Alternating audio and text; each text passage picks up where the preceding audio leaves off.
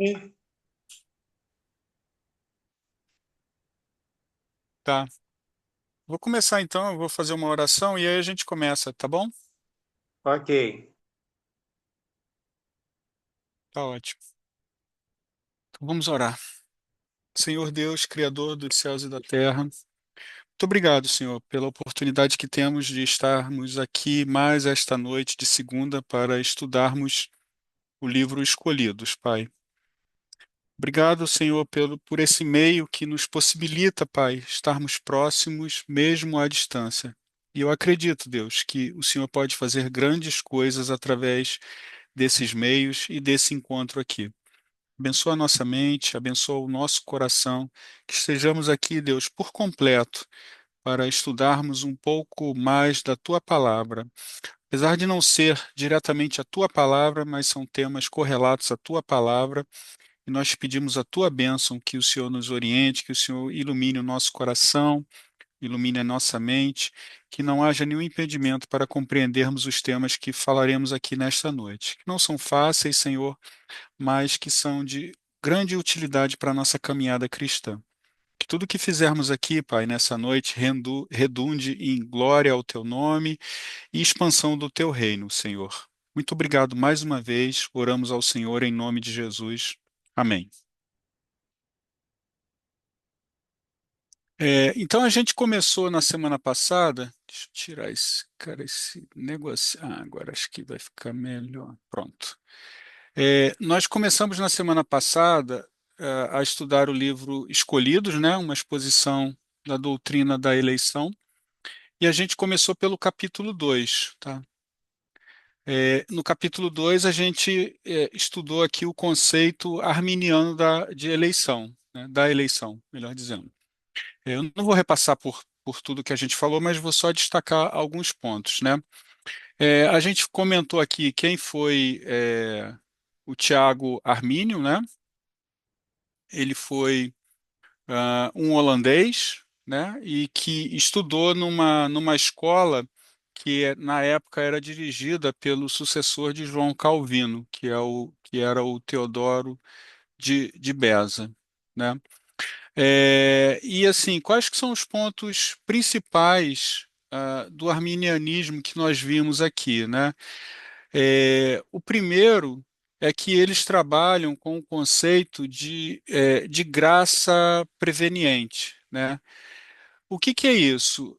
O arminiano diz que essa graça preveniente é uma graça que Deus concede a todos os seres humanos, de modo a restaurar o livre-arbítrio, a capacidade de escolha do ser humano. Sendo assim, o ser humano ele consegue por si mesmo, todos os seres humanos, qualquer ser humano, ele se torna capaz de responder ao chamado de Deus à salvação, na visão arminiana. Então, esse é assim, um dos principais pontos do arminianismo, né, que é essa graça preveniente que é distribuída a todos os seres humanos de forma indistinta. Então, esse é um ponto. E o segundo ponto é que, na perspectiva arminiana, a eleição é condicional. Condicional em que sentido? Depende do ser humano responder adequadamente a esse chamado de Deus. Ou seja, é uma salvação, perdão, é uma eleição condicionada à resposta do ser humano, tá? Então, os dois pontos principais. Aí nós vimos outros aspectos, mas vocês podem assistir depois a gravação. Hoje a gente vai falar da perspectiva calvinista, né? Então, como João Calvino entendia a eleição divina, tá? E aí aqui eu fiz o mesmo formato da semana passada. Eu dividi o capítulo em algumas sessões, né? Então eu coloquei aqui introdução, aí a parte 2 eu coloquei iniciativa divina, os objetivos da eleição divina, depois a divisão doutrinária e por último quem foi João Calvino, tá? Se vocês tiverem alguma pergunta, fiquem completamente à vontade para interromper e falar, tá? Nesse tamanho aqui tá adequado? Vocês conseguem ver bem? Sim, tá Para mim ótimo, tá Wagner. Tá pequeno. sim. Bem, para mim Tá tá bom. pequeno. Fica melhor assim? Melhorou. Tá. Então vamos começar Obrigado. aqui. Nada. Vamos começar aqui na introdução do conceito calvinista de eleição. Tá? Então, como é que eu fiz aqui, né? Para quem não esteve na semana passada, eu pincei, né, de cada sessão dessa os parágrafos que eu achei os mais importantes. Às vezes eu pego o parágrafo da forma como ele está no livro, às vezes eu escrevo com as minhas palavras, e sempre no final eu deixo aqui a página, tá? De onde eu peguei esse parágrafo ou essa citação, tá? Então, um primeiro ponto aqui no conceito calvinista da eleição divina é que ele parte da premissa, pressuposto ou fundamento, né, são sinônimos.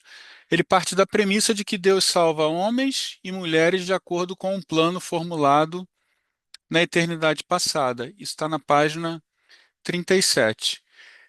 Diferente da visão arminiana, que Deus ele vai salvar de acordo com a resposta humana, na visão calvinista, ela entende, a visão calvinista, ela entende que Deus já elegeu esses homens e mulheres que vão ser salvos na eternidade passada. Tá? Esse aqui é um ponto que a gente vai falar bastante mais à frente. Eu vou até entrar em alguns detalhes.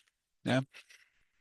Não teríamos, isso aqui está na página 37, né? Não teríamos um bom conceito de Deus, né? Se soubéssemos que Ele criou todas as coisas sem a menor ideia do que pretendia fazer com elas. Tá? Eu aqui coloquei aqui o conceito de soberania. O que que o autor quer dizer aqui? Que Deus, quando fez o homem, quando criou todas as coisas, ele sabia claramente o que iria fazer com elas. Tá? Então, diferente do arminianismo, que Deus vai, digamos, se conformando à medida que o homem responde ao chamado, na visão calvinista, Deus ele é plenamente soberano, de modo que ele tem legitimidade sobre todas as coisas criadas e ele pode fazer com elas o que ele bem entende, tá? Terceiro ponto que eu anotei aqui dessa introdução é o seguinte: é, o mundo criado e tudo que nele existe, né? O mundo criado e tudo que aqui eu acabei colocando existem, não é? Tudo que nele existe, principalmente principalmente para que se cumpra o propósito divino de fazer convergir em Cristo todas as coisas. Essa citação está lá em Efésios, capítulo 1, 9, 10.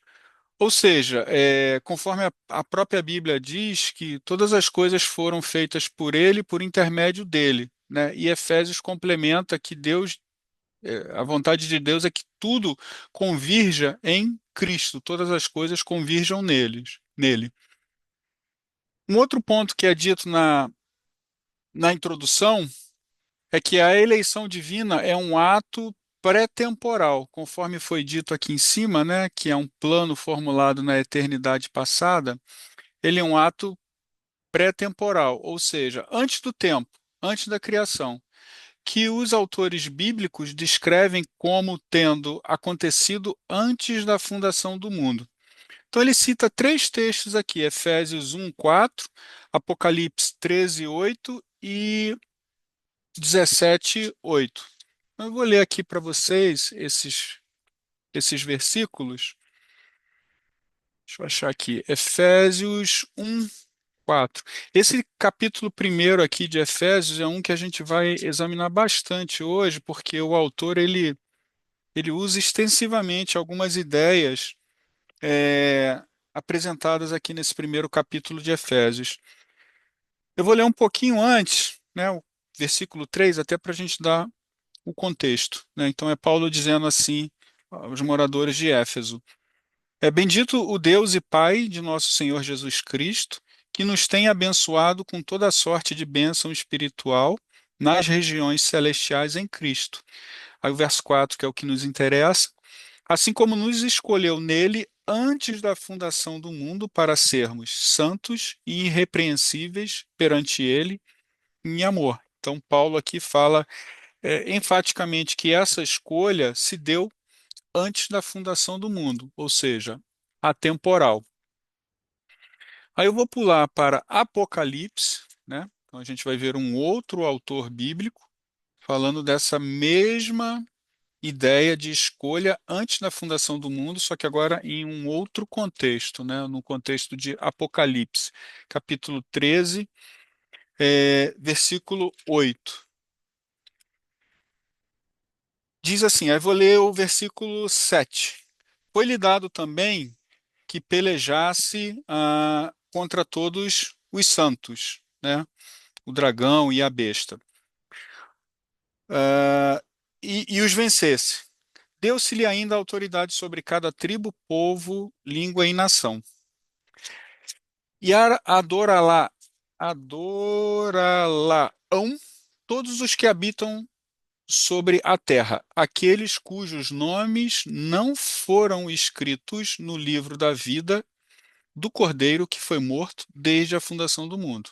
Ou seja, aqueles cujos nomes não estão escritos neste livro desde a fundação do mundo são esses os que adorarão a besta e o dragão. Isso é Apocalipse 13, 8.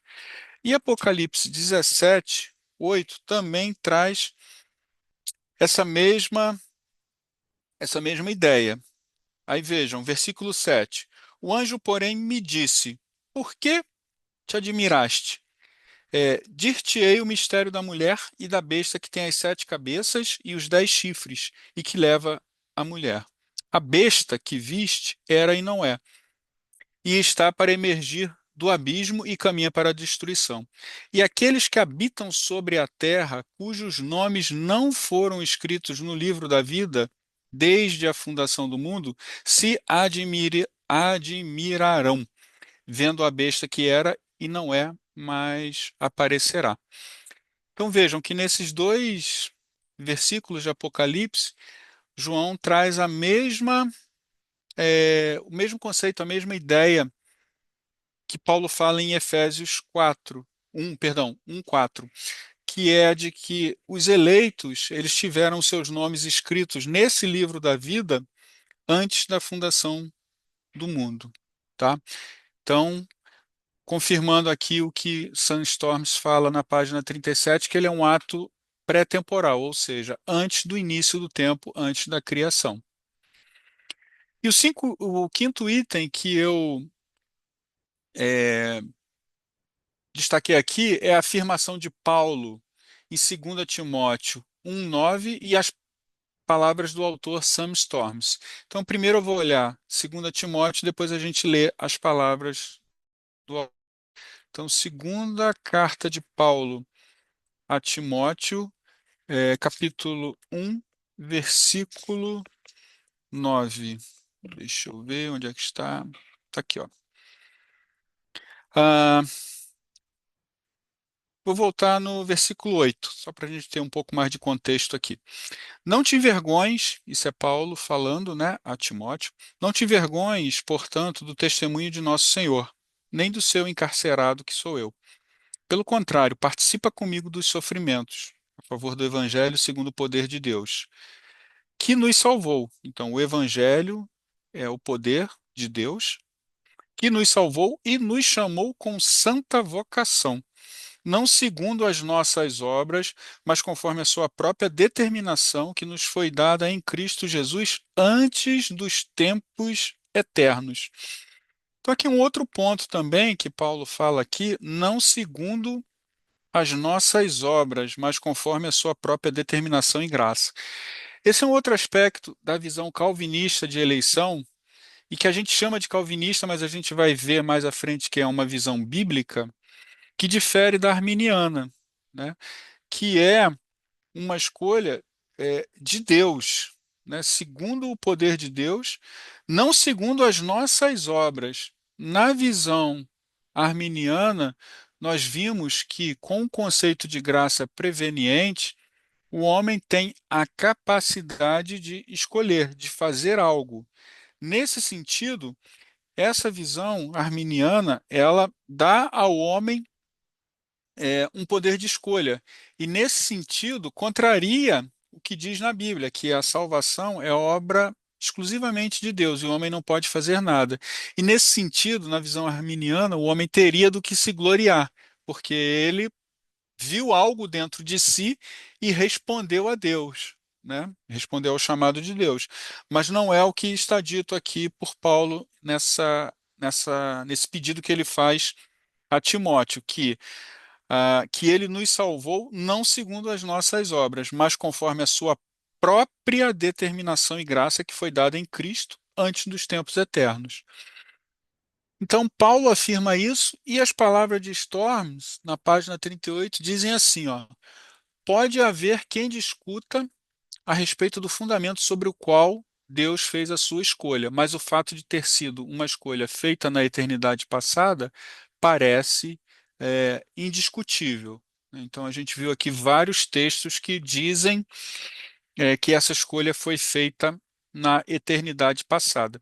E a gente vai ver mais à frente, lá no final do livro, no apêndice, deixa eu só confirmar aqui, no apêndice C, o título dele é Os Decretos Divinos. E a gente vai ver que existe, dentro da visão calvinista de eleição, uma maneira de ver, de entender como esses decretos aconteceram. Tá? Eu vou falar um pouquinho mais à frente, só que eu não vou entrar propriamente nesse tema, que ele é bem complexo e realmente merece uma aula só para a gente falar sobre ele. Tá? Tudo bem até aí, meus irmãos? Tá sim, Wagner, tá sim. Perfeito. Então vamos para o segundo ponto aqui, sobre a iniciativa divina. A visão calvinista da eleição destaca a iniciativa divina, ou seja, a iniciativa de Deus na obra de salvação, assim como Paulo também o faz, página 38. Sempre que a gente fala dessa iniciativa divina aqui, eu sempre gosto de retornar lá no Jardim do Éden, para a gente lembrar o que é que aconteceu quando o homem pecou, né? Vocês lembram que o homem, ele foi, homem quando eu digo o gênero humano, né, a espécie humana, homem e mulher, eles foram enganados pela serpente, né? Ela prometeu uma série de coisas que não se cumpriram, né? Então, assim, é até algo difícil de nós compreendermos como é que o homem e a mulher, eles caíram na conversa da serpente, sendo que a realidade que eles viviam, a própria realidade que eles experimentavam ali no Éden, ela era suficiente para contradizer o que a serpente estava oferecendo, né? Então, assim, a serpente foi muito hábil de despertar neles uma necessidade que não existia, né? Então, eles passaram a cobiçar, a desejar algo que não era permitido a eles, algo que não era legítimo. Então, quando eles pecam, qual é a primeira coisa que eles percebem? Eles percebem que estão nus, né? Há ali a percepção da nudez, mas acontece algo depois, quando eles ouvem que Deus estava chegando ao jardim. Eles sentem medo de Deus, né? Não era, era um sentimento totalmente novo para eles. Até aquele momento, eles nunca tinham sentido medo do seu Criador, né? Mas a partir daquele momento eles sentem medo, se sentem amedrontados. E o que é que eles querem fazer? Fugir, né? Eles fogem de Deus. E aí, o que é que Deus faz? Deus pergunta: Adão, onde estás? Né? Então a gente vê que a iniciativa de ir na direção do homem, ela é totalmente de Deus, nunca do homem. O homem, no seu estado natural, o seu desejo é se afastar, fugir, né? Se esconder de Deus. Mas quem é que vai ao encontro do homem? É Deus. É Deus que vai ao encontro do homem, né? E isso confirma o que Paulo diz aqui nesses textos que nós lemos, né? A salvação é obra de Deus. É Ele que salva, porque o homem por si mesmo ele quer correr e fugir de Deus, tá? Em Efésios 1, há vários indicativos, né? Então, ele nos escolheu, versículo 4, ele nos predestinou, versículo 5 e 11, conforme o seu bom propósito, né? Ou beneplácito, ou sua autorização, versículo 5 e 11 também, e também de acordo com a sua vontade. Agora eu vou ler esse versículo todo, perdão, esse capítulo, não o capítulo, mas acho que até o versículo 11 é suficiente. Capítulo 1 de Efésios. Eu vou começar do versículo 1. Paulo, apóstolo de Cristo Jesus, por vontade de Deus, aos santos que vivem em Éfeso e fiéis em Cristo Jesus. Graça a vós outros e paz, da parte de Deus, nosso Pai, e do Senhor Jesus Cristo. Bendito o Deus e Pai de nosso Senhor Jesus Cristo, que nos tem abençoado com toda a sorte de bênção espiritual nas regiões celestiais em Cristo. Assim como nos escolheu, verso 4, nele antes da fundação do mundo. Então, nos escolheu nele para quê? Para sermos santos e irrepreensíveis perante ele. E em amor, versículo 5, nos predestinou para ele, para a adoção de filhos por meio de Jesus Cristo, segundo o beneplácito de sua vontade, ou segundo a autorização da sua vontade, ou de acordo com o seu bom propósito. Versículo 6. E por que ele fez isso? Para louvor da glória de sua graça que ele nos concedeu gratuitamente no amado. Amado aqui com letra maiúscula está se referindo a Jesus Cristo, né? Nos concedeu gratuitamente, ou seja, é Deus que nos concede. No qual, nele, no amado, em Jesus Cristo, então, nele, Jesus, no qual temos a redenção, pelo seu sangue, a remissão dos pecados, segundo a riqueza da sua graça. Graça essa que Deus derramou abundantemente sobre nós, em toda sabedoria e prudência, desvendando-nos o mistério da sua vontade. Novamente, segundo o seu beneplácito, né, a sua boa vontade, que propusera em Cristo de fazer convergir nele, né?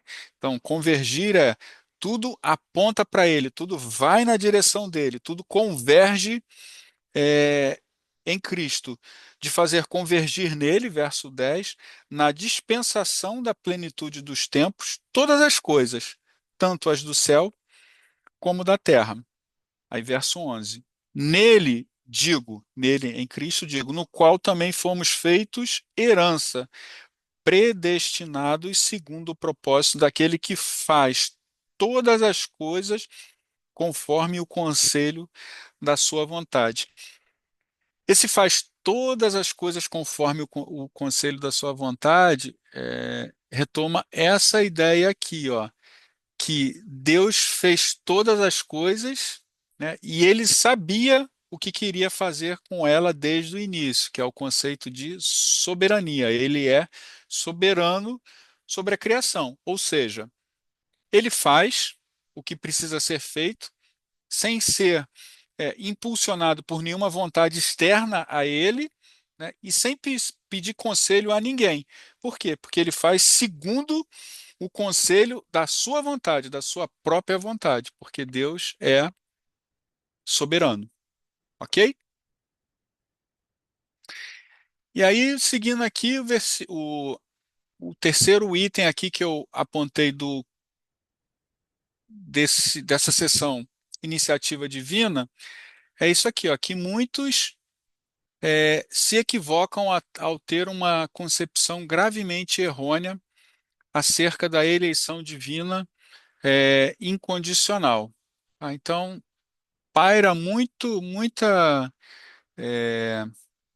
muito entendimento errado a respeito dessa doutrina da eleição incondicional. E um dos motivos é porque nós, seres humanos, achamos que é, sabemos, pensamos, imaginamos que sabemos como é a justiça de Deus e o que Deus deveria fazer ou deixar de fazer. Então, isso acaba nos guiando por entendimentos errados a respeito da eleição divina incondicional. Se a eleição, ponto 4 aqui, se a eleição acontece segundo o beneplácito, concordância, aprovação soberano de Deus, então Deus fica feliz por ter escolhido alguns e não todos, né? Essa ideia aqui, meus irmãos, eu não sei a experiência de vocês, mas assim, eu vejo que alguns irmãos, eles ficam ofendidos com essa ideia aqui, tá? De Deus escolher uns e não escolher outros, tá? Alguns chegam a dizer que essa ideia ela é injusta. Mas vejam só, eu marquei aqui até em negrito, tá? Esse negrito não é do livro, foi eu que coloquei aqui. Opa, peraí que eu... Só um minutinho. Vou colocar de novo. Pronto. Por que que eu marquei aqui em negrito? Pelo seguinte, o destino de todos nós, eleitos e não eleitos, era o inferno. Então, partindo dessa premissa de que todos pecaram, estão mortos em seus delitos, e estão destituídos, da graça de Deus, o destino de todos era o inferno. Mas Deus, na sua graça, no seu amor infinito, ele se agradou em escolher alguns para a salvação dentre essa massa de pecadores merecedores do inferno. Tá? Então a gente tem que ter sempre em mente o seguinte: o homem é um criminoso diante de Deus. Ele cometeu um delito, ele cometeu uma ofensa muito grave.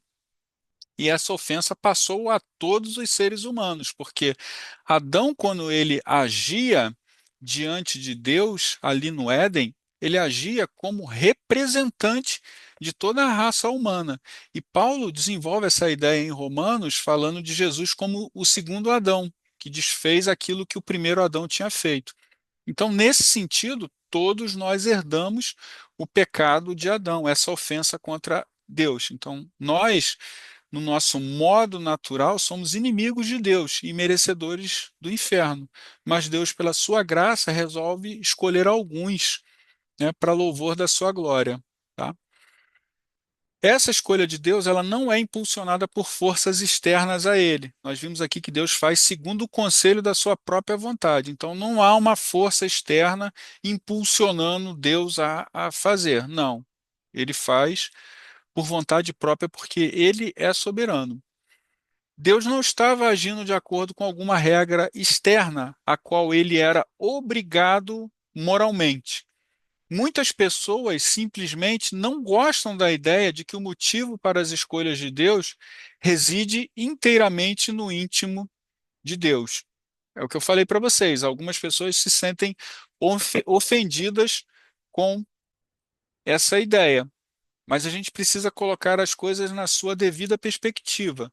Todos nós éramos merecedores do inferno e Deus não tinha nenhuma obrigação em salvar ninguém.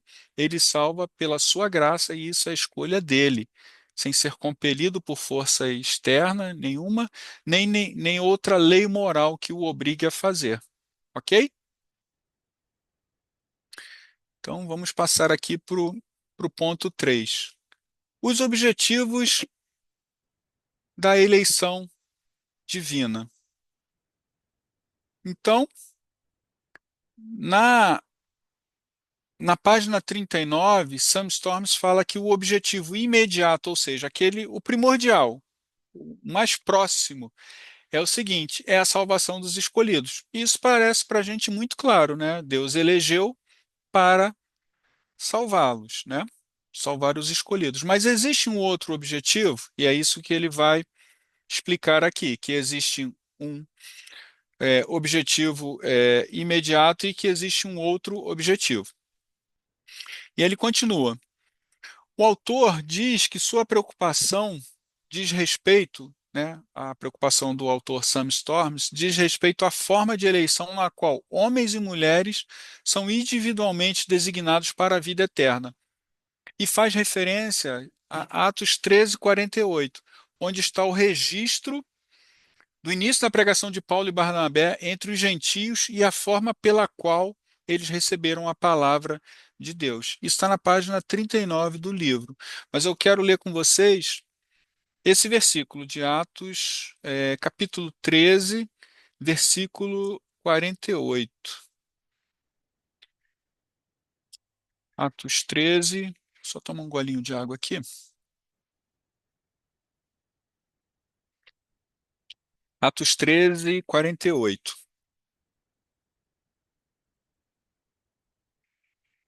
Vou ler só um pouquinho antes, né, que eu gosto sempre de. Eu não gosto de ler versículo assim muito solto, eu gosto sempre de ler um pouquinho antes para a gente ter um contexto do que está acontecendo, tá?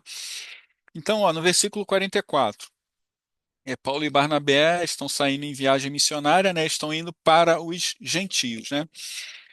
No sábado seguinte, afluiu, né, veio quase toda a cidade para ouvir a palavra de Deus.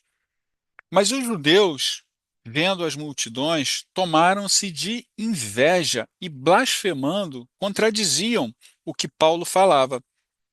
Então, Paulo e Barnabé, falando ousadamente, disseram: Cumpria que a vós outros, em primeiro lugar, fosse pregar na palavra de Deus, mas posto que a rejeitais, ou seja, os judeus rejeitaram a palavra de Deus, e a vós mesmos vos julgais indignos da vida eterna, porque vocês rejeitaram, eis aí que nos volvemos, né? Vamos em direção, nos volvemos para os gentios, porque o Senhor assim nulo determinou. Eu te constituí para a luz dos gentios, a fim de que sejas, perdão, para a salvação até os confins da terra. E aí aqui, o versículo que nos interessa, os gentios, ouvindo isso, ouvindo o quê? Que Deus tinha comissionado Paulo para ser luz para os gentios e levar salvação até os confins da terra. Eles ouviram isso. O que aconteceu? Eles regozijavam-se, né? Ficavam alegres e glorificavam a palavra de Deus. E creram todos os que haviam sido destinados para a vida eterna. Então, Sandstorms fala aqui que o objetivo imediato da eleição é a salvação dos escolhidos, mas que há um outro objetivo, que é a glorificação de Deus, né? Então, e continua afirmando se o objetivo imediato da eleição é a salvação dos pecadores, o objetivo final é a final adoração conforme os gentios, que regozijavam-se e glorificavam a palavra do Senhor. A gente precisa lembrar, meus irmãos, que lá no Éden, o homem foi posto numa posição de autoridade sobre toda a criação. Deus deu ao homem um poder legítimo sobre a criação. Foi o próprio Deus que falou que o homem deveria dominar sobre os peixes, sobre os animais, sobre todas as coisas, e deveria sujeitar a terra. Então o homem, ele agia como um representante de Deus na terra, como um vice-gerente. A partir do momento que ele peca e que ele quebra a sua comunhão com Deus, ele é lançado fora do jardim.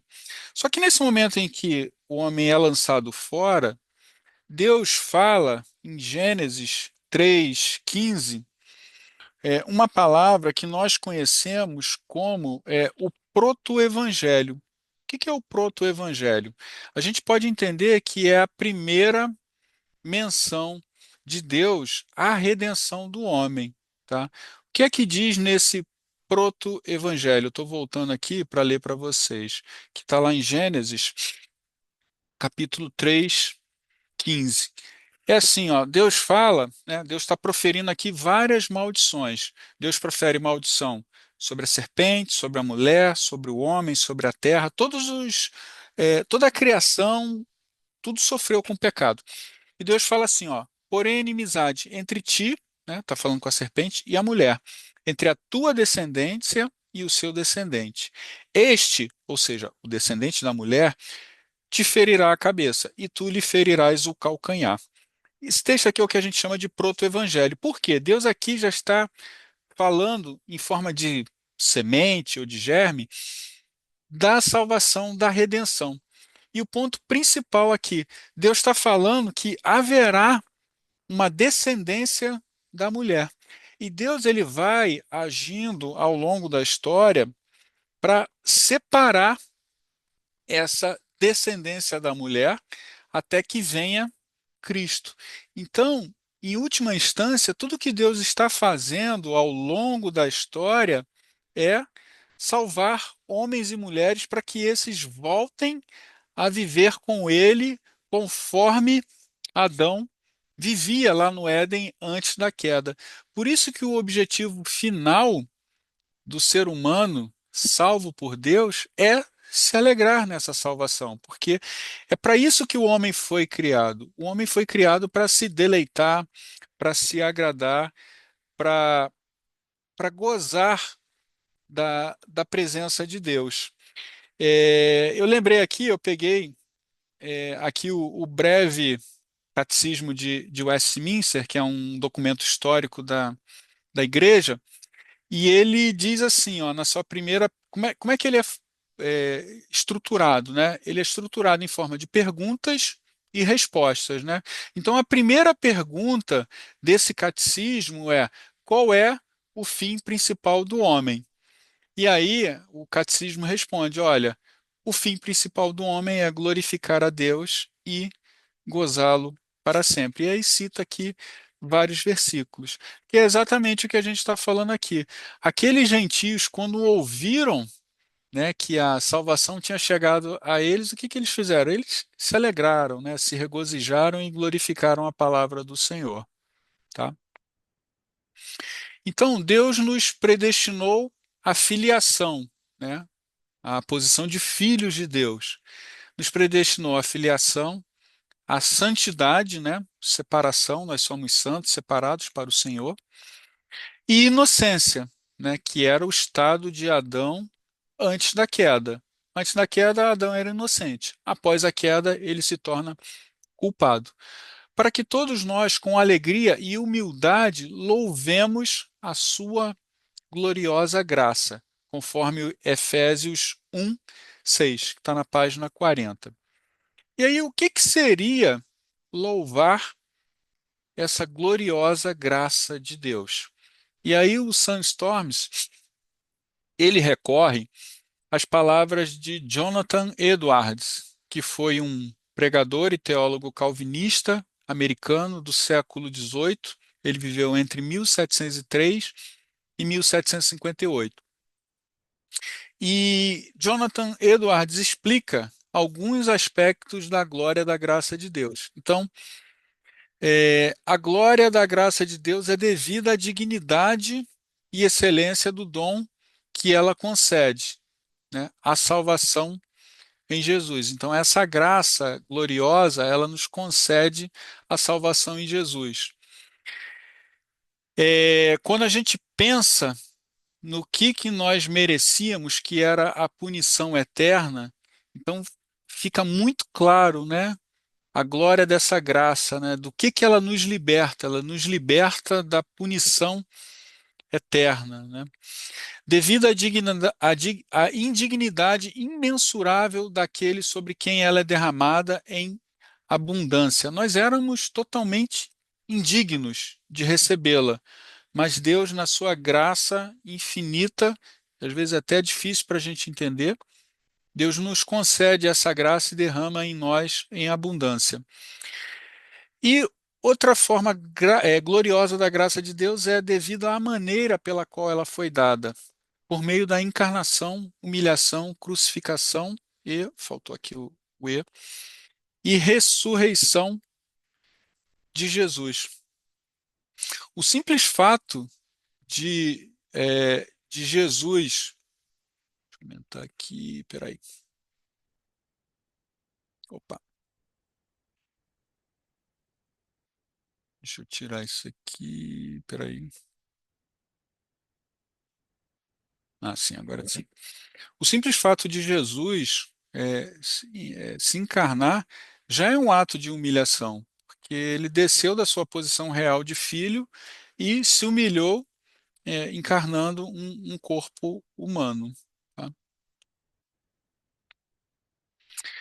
E aí, Sandstorms fala mais na página 41. O resplandecer da luz de Deus em nossa alma não apenas nos desperta para a existência ou realidade das coisas espirituais, de Deus, de Cristo e do Espírito Santo. Ele mostra a excelência, a glória e a beleza de tais coisas e nos dá um novo gosto por elas. O livro, ele inicia contando a história, na realidade é uma ilustração, né, de gêmeos idênticos, né? O nome de um é Jerry e o outro é Ed. E aí diz aqui que eles iam à igreja, os dois irmãos, né?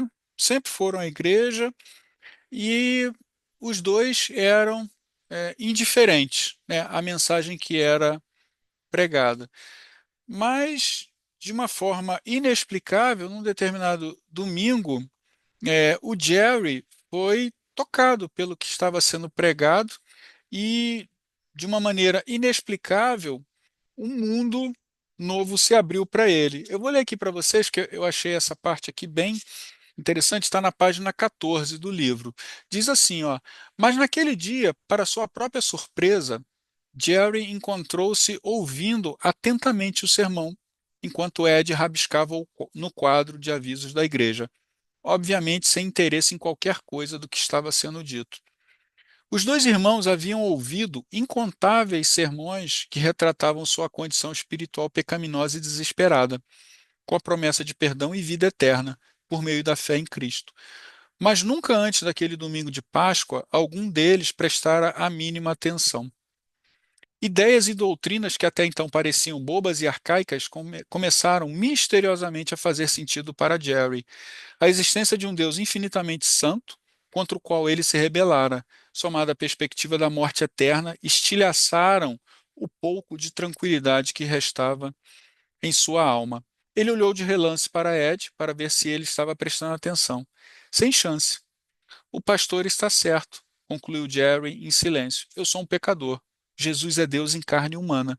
E sem ele, eu não tenho qualquer esperança. Ó Deus, ajuda-me, salva-me, perdoa-me. Jesus, tu és a minha única esperança. Se não tivesse morrido em meu lugar e suportado a ira do Pai, eu certamente teria morrido. Perdoa-me por ser tão completamente cego para a tua beleza até agora. Ó Filho de Deus, eu abraço somente a ti, quero viver para ti total e completamente. Está na página 14, na introdução. Que é exatamente o que ele está falando aqui na página 41. Deus, através do Espírito Santo, ele mostra para a gente a excelência, a glória e a beleza de tais coisas e nos dá um novo gosto por elas. Por isso que uma verdade bíblica dita para uma pessoa que não foi eleita por Deus, ela parece que ela é inócua, né? A pessoa não tem nenhum tipo de apreço por aquilo, ela não entende e não entende como é que nós, né, domingo após domingo, semana após semana, estamos na igreja, cantando os mesmos cânticos, adorando a Deus, lendo a mesma Bíblia e sentindo prazer e alegria nisso. Quem é que faz isso? É Deus, é o Espírito Santo que muda o nosso coração, porque nós mesmos, nós não teríamos condições de fazer isso. A nossa vontade natural, é de repulsa a Deus e das coisas concernentes a Deus. Tá? Tudo bem até aí? Vou agora Tá. aqui para o. Ótimo. Vou aqui para o penúltimo ponto. Caramba, como a hora corre, né? Já são 10 para as 9. O penúltimo ponto aqui é a respeito da divisão doutrinária. Tá? O que ele diz aqui? É, Sandstorms inicia esta parte afirmando que certamente grande parte dos teólogos arminianos concordariam com ele, Storms, sobre a eleição de Deus desde a eternidade passada para recebimento da vida eterna, e que esta graça concedida a pecadores caídos serve para trazer glória e honra ao nome santíssimo de Deus. O que ele está dizendo aqui é o seguinte, que tantos calvinistas e arminianos concordam com isso, tá? Que a eleição de Deus é desde a eternidade passada, né? Isso aí não há muita discordância entre eles, tá? O problema reside no momento em que a discussão chega ao fundamento da escolha de Deus, né? Como é que Deus escolheu? E aí vamos explodir aqui um pouquinho mais.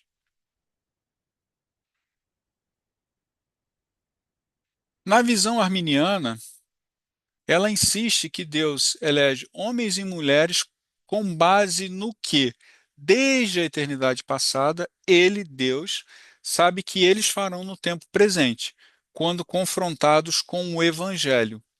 Assim, o fundamento para ser escolhido por Deus é alguém escolher a Deus pelo próprio livre-arbítrio.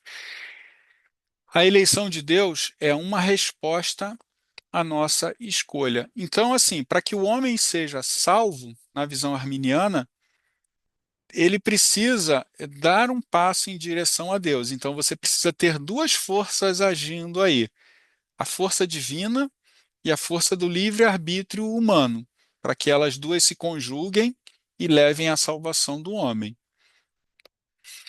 Na visão calvinista, é diferente.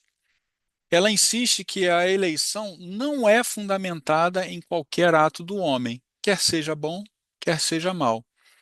A eleição não depende, nas palavras de Romanos 9,16, de vontade ou esforço humano, mas de Deus que tem misericórdia.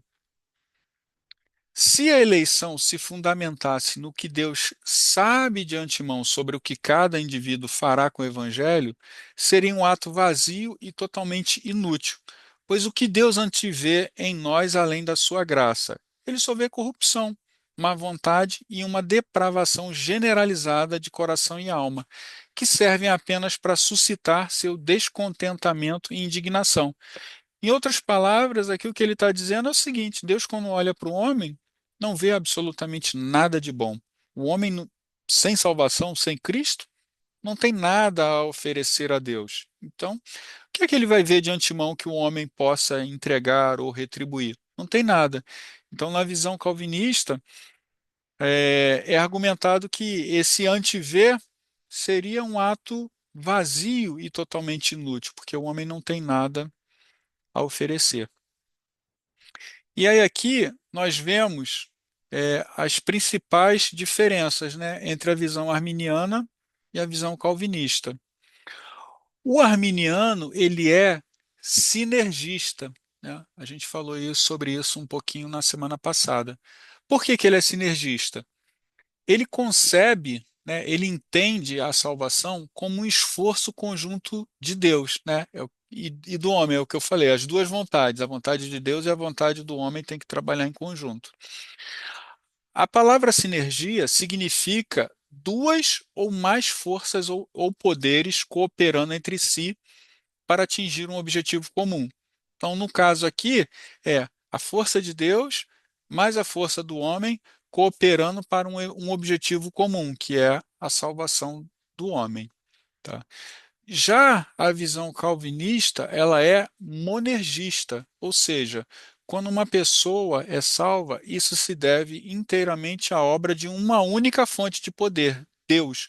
Por isso que é mono, é uma força só atuante, que é a força de Deus. Um problema real do sinergismo é permitir ao homem ser vaidoso, é o que nós comentamos, né? Por quê? Ele teria do que se gloriar a responder por si mesmo ao chamado de Deus. Tá? Página 44. Nos termos calvinistas, a eleição divina é definida como a decisão amorosa e misericordiosa de Deus Pai de conceder a vida eterna a alguns pecadores merecedores do inferno, mas não a todos. A escolha é livre e totalmente gratuita de Deus. É Deus quem escolhe. Assim, a eleição é soberana, porque Deus é livre e escolhe da forma como ele quer, sem ser compelido ou impulsionado por força externa ou lei moral, e ela é incondicional.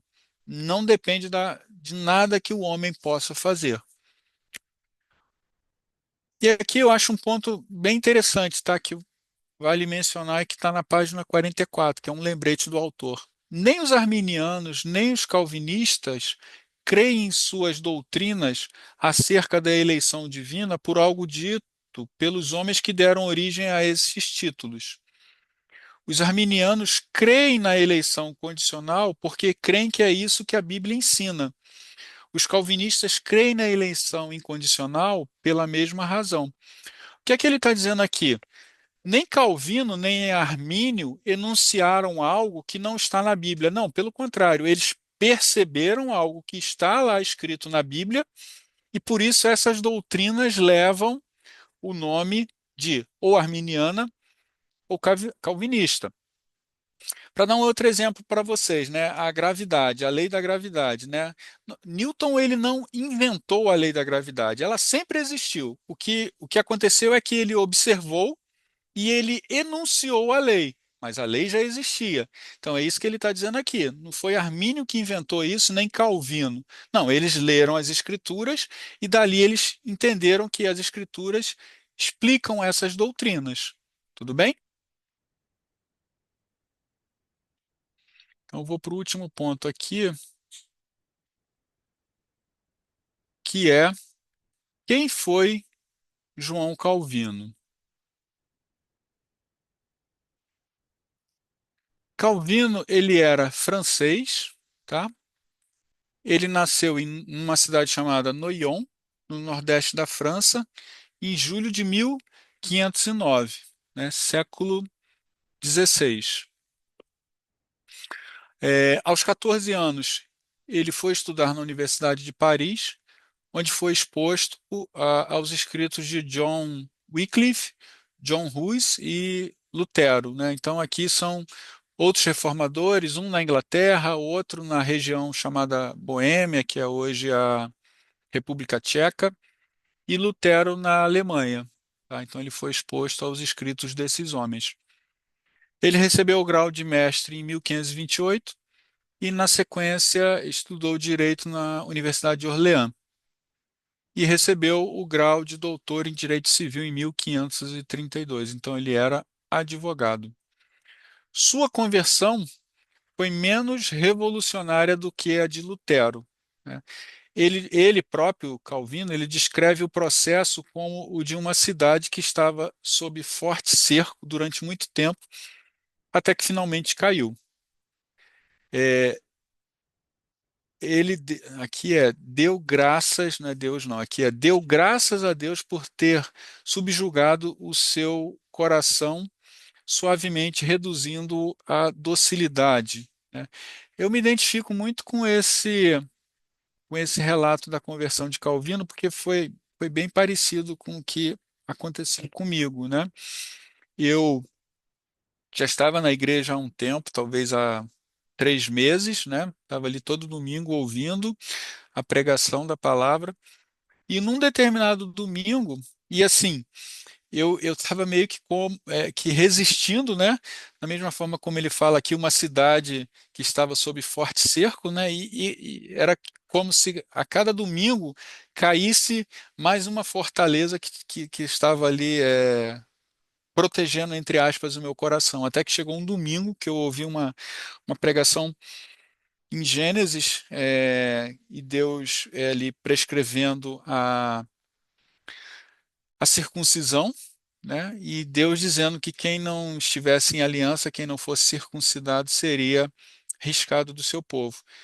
E aquela palavra caiu como uma bomba no meu coração, e aí é nesse sentido que eu me identifico muito com Calvino, que é como se todas as muralhas ali que cercassem aquela cidade, que é o meu coração, elas tivessem caído completamente. Eu me dei conta ali do meu estado de miséria e que eu precisava assumir um compromisso com Deus, e foi naquele momento que eu tomei a decisão pelo, pelo batismo, né? Então, Calvino diz que a conversão dele foi mais ou menos nesses termos.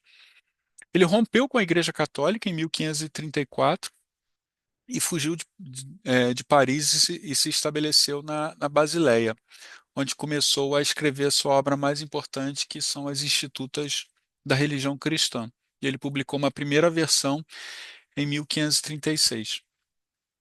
Ele retornou a Paris em 1536 para resolver alguns problemas financeiros, e ele desejava ir a Estrasburgo, que é uma outra cidade, fronteira de Alemanha, acho que Alemanha, França e Suíça, talvez.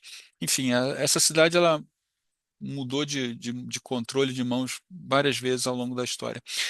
Ele queria ir para lá para se tornar um estudioso, mas uma situação da época, que foi uma guerra, o levou a desviar a viagem até Genebra, né? Página 46.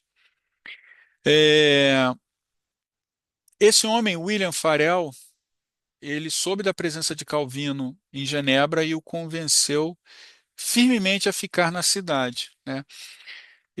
Guilherme Farel, ele pronuncia uma maldição sobre Calvino, e Calvino fica muito, muito assustado, tá? E ele resolve ficar ali na cidade. Isso está descrito na página 46 e na página 47. Eu queria ler tudo, mas eu vou ler só os dois últimos parágrafos, né? Então, assim, Farel estava insistindo com Calvino para que ele ficasse ali na cidade e começasse ali uma obra de reforma religiosa. E Calvino, relutante, não, não, não, não quero ficar, não quero. Até que Farel faz o seguinte, ó, Farel se pôs em pé, seus olhos arremessavam raios. E ele diz: Você está preocupado com o seu descanso e os seus interesses pessoais. Portanto, eu anuncio a você, em nome do Deus Todo-Poderoso, cujo comando você desafio. Sobre o seu trabalho não repousará bênção alguma. Portanto, que Deus amaldiçoe o seu descanso, que Deus amaldiçoe o seu trabalho. Com os olhos arregalados, Calvino olhou para os lábios pequenos que haviam pronunciado essa horrível maldição. Ele tremeu quando, de repente, tudo lhe ficou claro. Farel foi apenas um instrumento, um vaso por meio do qual o próprio Senhor estava falando. Uma sensação amarga como a morte se apoderou dele. Ele se viu arrancado repentinamente do caminho que se abrira diante dele, e se encontrou posicionado no meio do campo da batalha e da agitação, na linha de frente. Como se estivesse sob um fogo abrasador, a resistência de Calvino se derreteu. E ao estender a mão ao pregador, uma lágrima rolou sobre sua bochecha marcada. Eu obedeço a Deus, foi o seu grito. E foi assim que Calvino fica em Genebra para começar uma obra de reforma lá, com Guilherme Farel, com William Farel, perdão. Ele fica até 1538 na cidade, lecionando e pregando, mas ele foi expulso juntamente com Farel por divergências com o governo civil da cidade. Aí ele é convencido por Martin Butzer a se estabelecer em Estrasburgo. Lá ele ensina teologia, pastoreia a igreja local e treina candidatos ao ministério e trabalha na revisão das institutas. Ele retorna em 1541, novamente, a Genebra, né? A situação da cidade estava bem deteriorada, né? Com muita imoralidade, e Farel o convence a retornar. Ele esboçou, né, fez um rascunho de um documento chamado Ordem da Igreja, com regras para a atividade eclesiástica, né, e muitos libertinos fizeram pressão em cima dele em prol de vícios combatidos por Calvino. Em 1553 acontece um episódio que é uma mancha na biografia de Calvino, né? É, ele anui, né, ele consente na morte de um médico espanhol chamado Miguel Serveto, que eles queimam em uma fogueira, né? Calvino não participa diretamente, mas concorda com que esse homem fosse executado numa fogueira, né? Esse homem ele era um herege, né, e ele sustentava as mesmas posições de Ário, que é um bispo do século IV, né? E esse bispo, Ário, ele dizia que Cristo, ele não era Deus, né? Mas era uma criatura exaltada de Deus. E Miguel Serveto, esse médico espanhol, ele era adepto dessa posição ariana, tá? E ele foi queimado em 1553. Genebra ela vai se tornar um local de refúgio para perseguidos religiosos, né? Então, as pessoas que se convertiam à fé protestante num país de administração católica elas eram perseguidas, né? E diferente do que nós temos hoje de liberdade religiosa e que nós é, agradecemos a Deus por isso, naquela época não era assim, não havia liberdade religiosa e uma mudança de religião ou uma confissão errada de um credo religioso poderia te levar à morte, tá? Então, Genebra se tornou um local de refúgio. Em 1559 foi aberta uma academia de formação ministerial chamada Academia de Genebra, sob a liderança de Teodoro de Beza. E vocês lembram, né, que Armínio estudou com Teodoro de Beza em Genebra, que foi o sucessor de Calvino, né?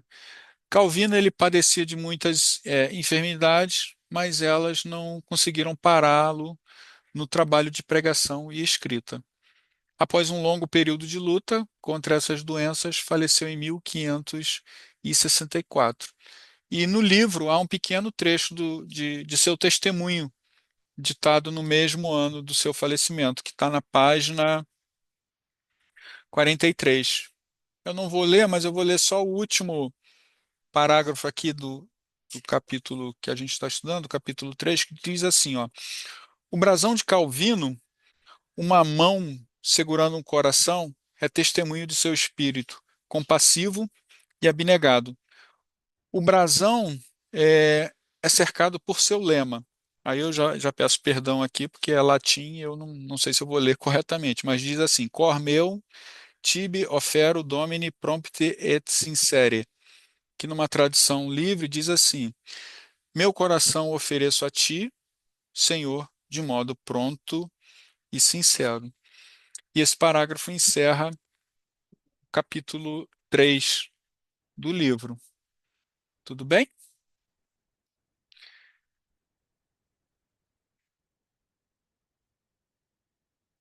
Alguma alguma dúvida, meus irmãos? Alguma colocação?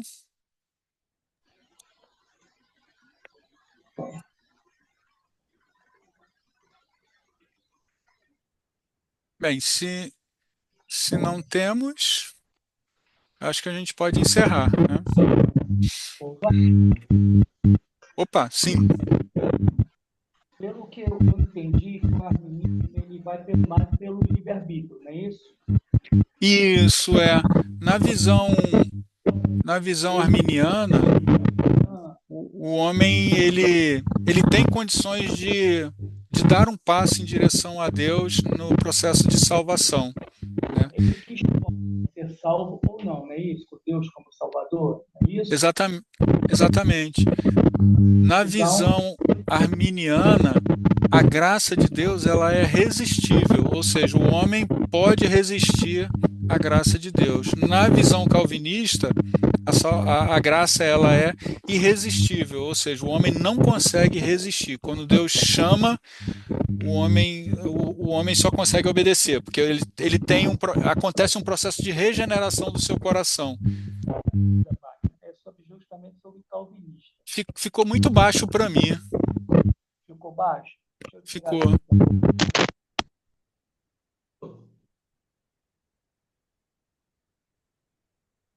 Melhorou agora? Ah, agora Wagner. está ótimo. Perfeito. Ótimo. Wagner, a minha dúvida sobre calvinista.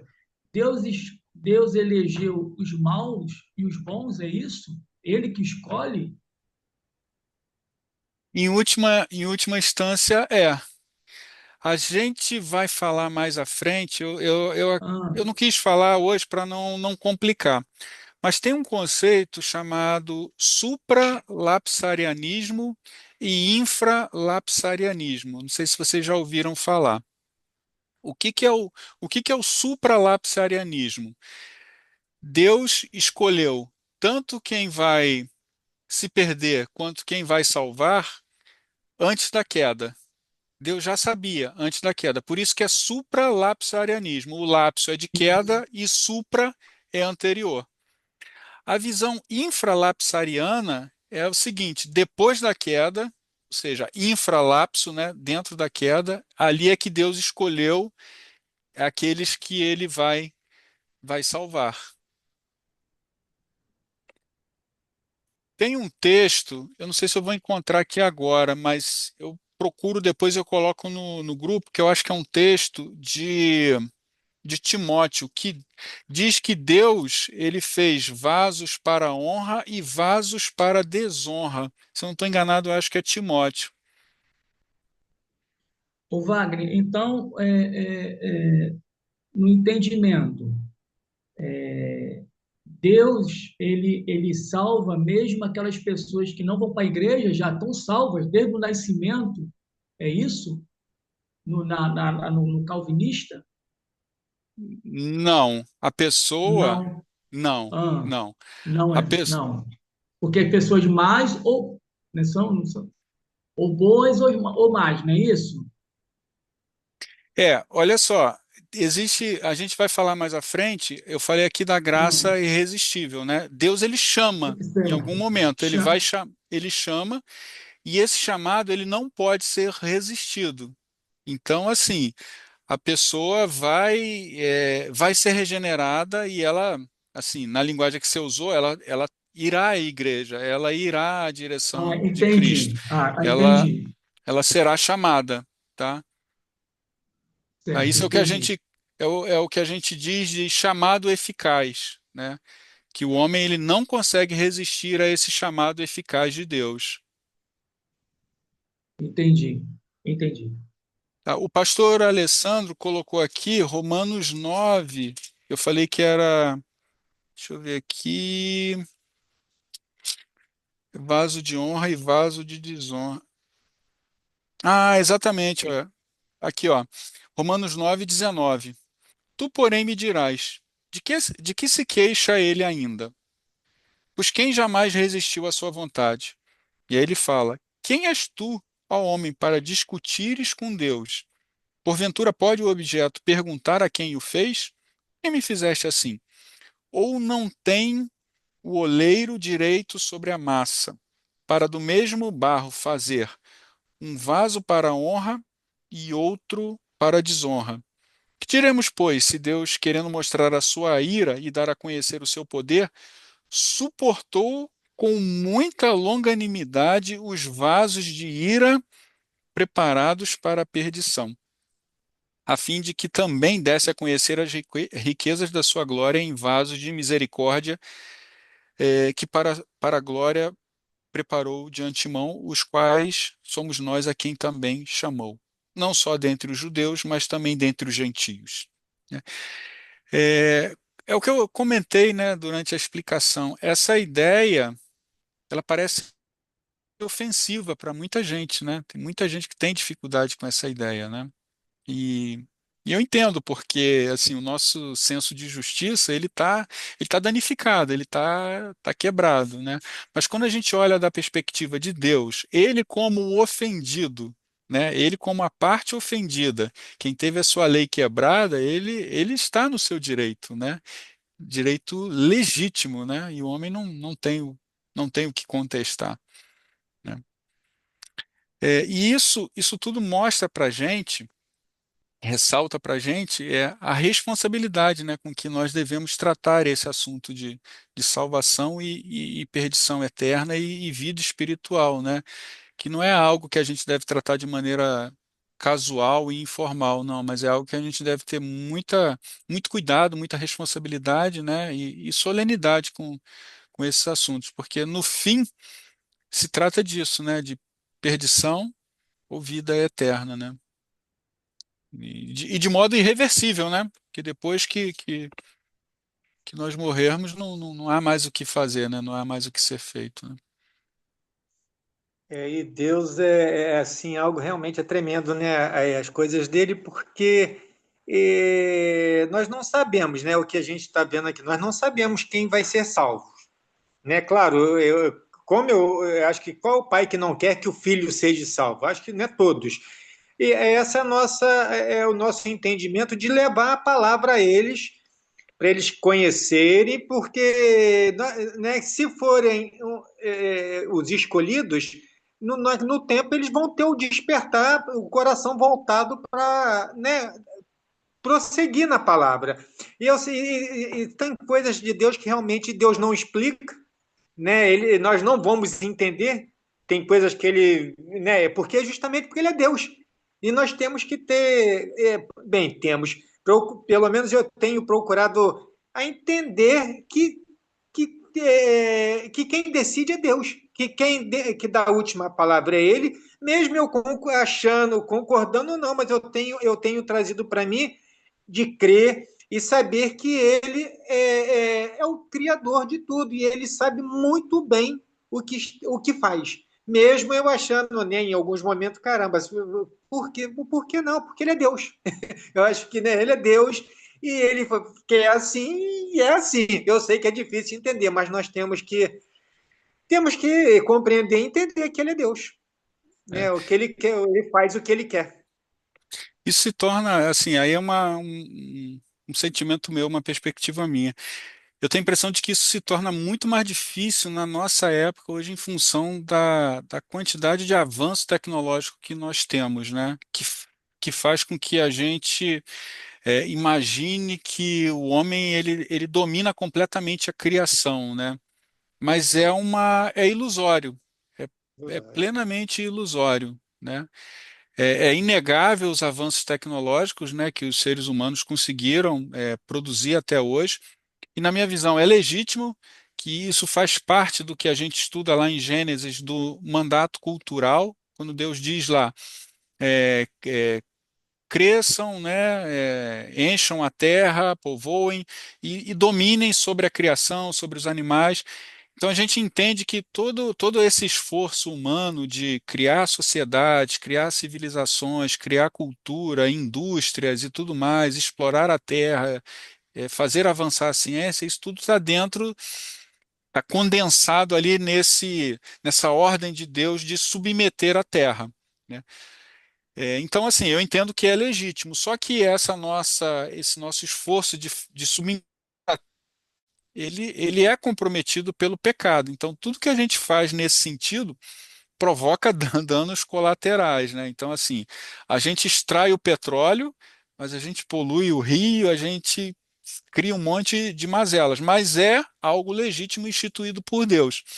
E isso acaba dando para a gente essa falsa sensação de que a gente domina completamente, mas Não não dominamos. dominamos. E assim, por mais que o homem avance tecnologicamente, o problema do pecado ele permanece, ele permanece. Então, as mesmas questões que afligiam o homem há 300, 400, 500 mil ou 2.000 anos, elas continuam afligindo hoje. O coração do homem continua sendo afligido, a alma do homem continua sendo afligida da mesma forma. E só Deus pode realmente resolver esse problema, Só Deus. né? Amém. Tá, meus irmãos, vamos orar para a gente finalizar? E aí depois o pastor vai disponibilizar lá a gravação, né? E a gente continua interagindo lá no grupo, se for o caso, se vocês tiverem alguma questão, tá? Então vou orar aqui para a gente finalizar. Senhor, mais uma vez nós te agradecemos por essa oportunidade que temos. Te louvamos por essa tecnologia maravilhosa que nos possibilita fazer esses encontros com irmãos separados fisicamente. É um privilégio, Deus. Muito obrigado, Senhor. Tratamos de assuntos aqui, Deus, que são realmente muito difíceis, Pai, para compreendermos. Mas eu te peço que o Senhor continue falando com nós, conosco, nos ensinando, nos orientando, Pai, em tudo isso que falamos aqui e que o Senhor nos ajude a assimilarmos essas verdades e compreendermos, Pai, da melhor forma possível para que nós possamos glorificar ao Senhor, te louvar, na medida que o Senhor merece, Pai, para que a gente compreenda, Deus, a grande obra de salvação, o preço tão caro que foi pago para que nós fôssemos salvos, Deus. Ajuda e continua nos esclarecendo, Deus, acerca dessas verdades que estudamos hoje. Te pedimos isso e antecipadamente agradecemos em nome de Jesus. Amém. Amém. Meus irmãos, muito Ok. obrigado. Foi um prazer estar aqui com vocês novamente. A aula foi muito boa, muita, Ô, uma Wagner, explicação. obrigado aí por estar nos Muito ensinando aí. obrigada.